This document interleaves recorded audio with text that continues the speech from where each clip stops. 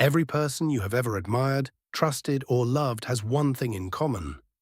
They made you feel understood, not impressed, not manipulated, not entertained. Understood. Despite living in the most connected time in history, millions of people feel lonely. We have thousands of followers, hundreds of contacts, and endless conversations. Yet genuine connection feels increasingly rare. Why? Because most people think connection begins with talking. Science suggests the opposite. Connection begins with understanding. Your brain is constantly asking one silent question whenever you meet someone. Are they safe? Before you evaluate someone's intelligence, appearance, or success, your brain searches for signs of trust. Within seconds, it reads facial expressions, body language, tone of voice, and emotional consistency. Long before words matter, your nervous system has already made a prediction. Can I trust this person? One reason this happens is a remarkable network inside the brain, often called the mirror neuron system.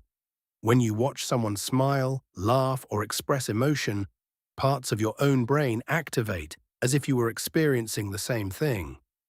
This allows humans to intuitively understand one another and creates the foundation for empathy. But empathy alone doesn't create meaningful relationships. The strongest relationships are built through validation. People don't remember every word you say. They remember how they felt after talking to you. This is why active listening is one of the most powerful social skills ever studied. Most people listen to reply.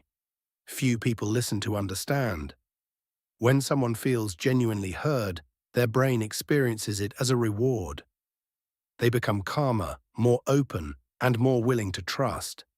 Instead of preparing your next sentence, pay attention to theirs. Ask thoughtful questions. Reflect what they are feeling instead of immediately offering solutions. Another hidden principle is similarity. People naturally feel comfortable around those who share familiar values, interests, experiences, or perspectives. This doesn't mean pretending to be someone you're not. It means discovering genuine common ground. Sometimes a shared hobby starts a friendship. Sometimes a shared struggle creates a lifelong bond. People connect through familiarity because familiarity creates psychological safety. But similarity only opens the door. Vulnerability is what allows people to walk through it. Many people avoid showing weakness because they believe others will judge them. Ironically, research shows the opposite. When someone admits a mistake, asks for help, or honestly shares their fears, observers usually see courage instead of weakness. Authenticity creates trust because it tells others they don't have to wear a mask either. Of course, vulnerability should never be rushed. Strong relationships grow layer by layer. Like climbing a staircase, trust develops through small moments repeated over time. One honest conversation, one kept promise, one act of kindness, again and again. Another surprisingly powerful principle is reciprocity.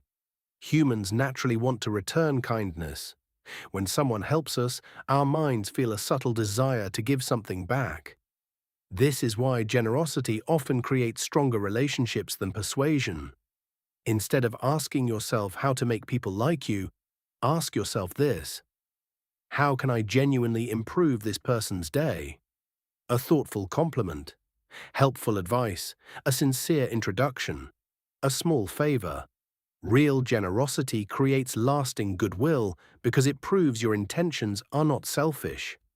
There is another psychological phenomenon that sounds almost unbelievable: the Benjamin Franklin effect. If someone does you a small favor, they often begin to like you more afterward. Why? Because the brain tries to make sense of its own behavior. If I willingly help this person, my mind concludes, I probably like them. This is why asking for small advice or a simple opinion can sometimes build stronger relationships than trying to impress someone with your achievements. Meaningful connection also depends on emotional intelligence. Emotionally intelligent people don't ignore emotions. They understand them.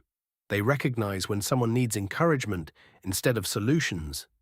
They notice changes in tone before hearing the words. They stay calm during disagreement instead of becoming defensive. The goal isn't winning conversations. The goal is protecting the relationship while solving the problem together. At its core, every meaningful relationship is built on the same foundation: trust, understanding, respect, reciprocity, authenticity. People don't build lifelong connections because they are the funniest, richest, or most charismatic person in the room. They build them because they consistently make others feel safe enough to be themselves. In the end, meaningful connection isn't a talent, it's a practice. Every conversation is an opportunity to listen a little deeper, to judge a little less, to understand a little more. And perhaps the greatest secret of all is this: the strongest connections are never forced, they are earned, one genuine moment at a time.